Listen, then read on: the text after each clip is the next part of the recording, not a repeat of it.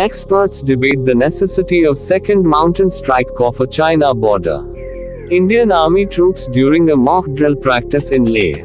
New Delhi, the very first China-centric Mountain Strike Corps (MSC), which was envisaged a decade ago, had its blueprint rolling in 2013 with an initial raising cost of approximately 65,000 crore rupees. But with the India-China border standoff entering its sixth month now, experts are talking about the requirement of a second MSC for China. The 17 Mountain Strike Group got stalled due to a financial crunch, and is operational today with just one division, as against originally envisaged 2 divisions. The only operational division under the 17 Mountain Strike Group is the 59 Division, with both the division and the corps headquartered in Panagarh. The 59 Division has 6 brigades under it, of which 3 are infantry and 1 each of engineers, air defense and artillery, which has recently been added.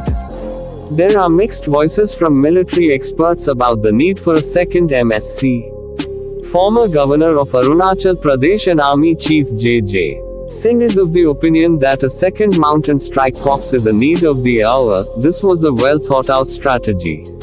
In fact, Panagarh was chosen as headquarters of the MSC during my time, and Pranab Mukherjee was the defense minister then.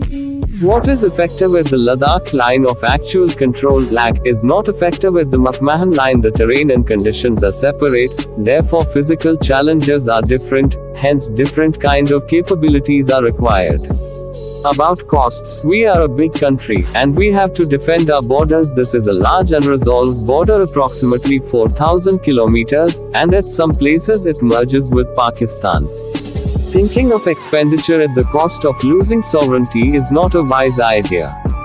However, not all senior military experts support the idea and rather back modernization over manpower.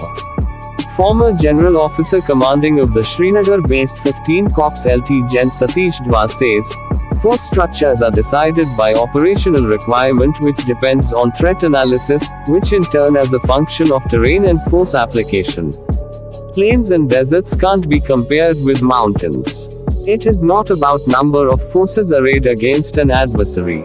Forces are adequate, we need to modernize them more. Capability building is more important than bean count. Former Northern Army Commander Lieutenant General D.S.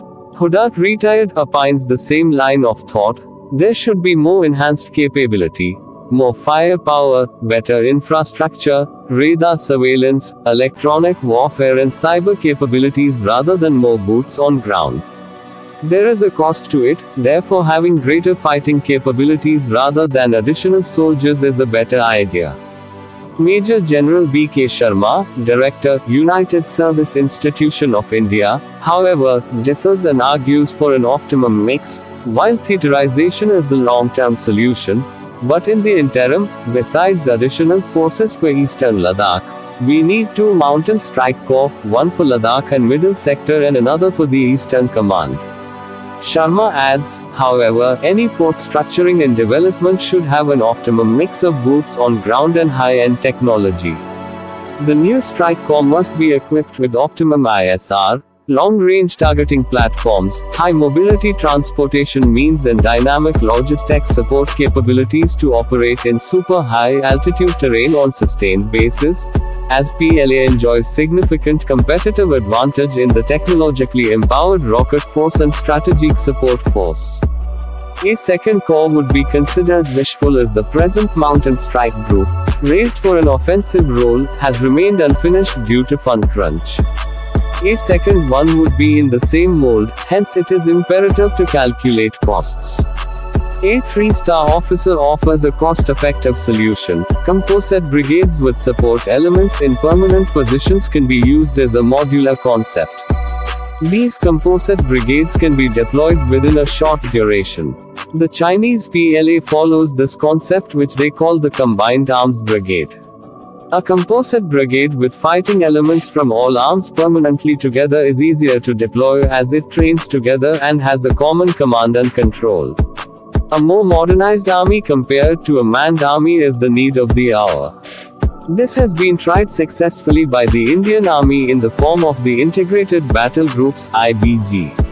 A composite brigade concept was tested in 2019 by the then Army Chief General Bipin Rawat in the form of IBG in a training exercise in the eastern sector with the aim to ratify quick mobilization and launching an offensive in the high-altitude mountainous terrain, as the 17th Corps, though headquartered in the east, is responsible for the entire 4,000-kilometer India-China border, which includes the eastern McMahon Line in Arunachal Pradesh and the LAC in Ladakh.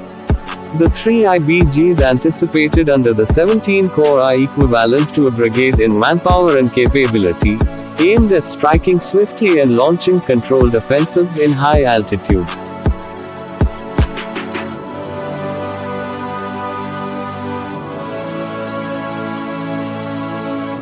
Thanks for watching Military World Update. Please do not forget to subscribe.